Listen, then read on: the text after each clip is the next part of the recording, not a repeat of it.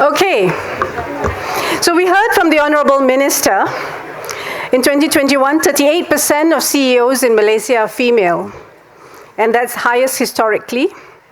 And basically, the highest board of directorship, female board of directorship in Asia is also 28%, which is Malaysian. Yeah. Gender diversity at boards promote higher quality decisions, improves creativity and innovation, and enhances the dynamics. The Malaysian government recently launched the Gender Responsive Budget in Practice program to enhance access to resource and opportunities by recognizing and removing some of the challenges women face, be it ethnicity, disability, and minority status, among others. We also heard about the government encouraging GLICs, to implement policies to support participation of at least 30% women on boards by 1st of June 2023.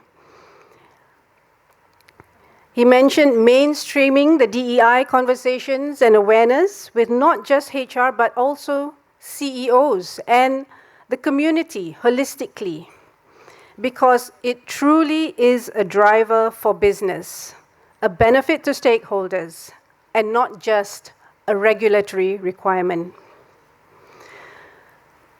The Minister gave recognition to the work of the 30% Club in hastening the process, in moving the needle and promoting women in the boardroom.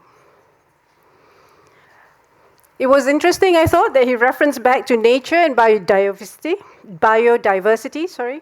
in delivering resilience and sustainability to the ecosystem and to the future where careers will be gender agnostic.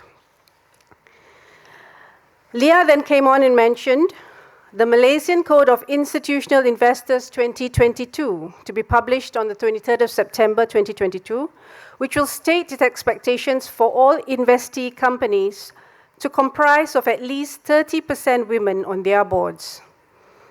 She also called for the adoption of Stewardship Spotlight, focusing on key corporate governance and sustainability matters with investee companies.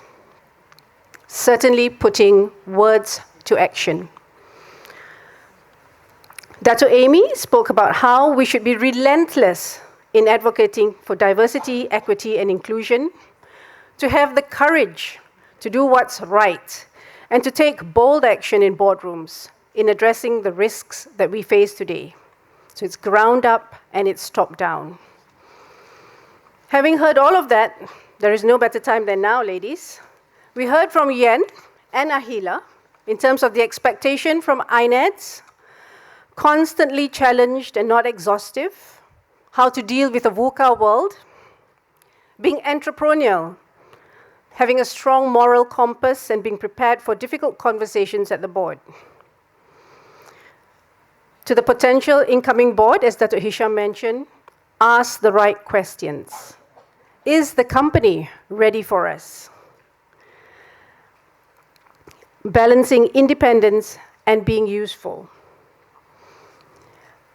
Ahila then touched on value proposition, no quick wins, having a good support system, and networking.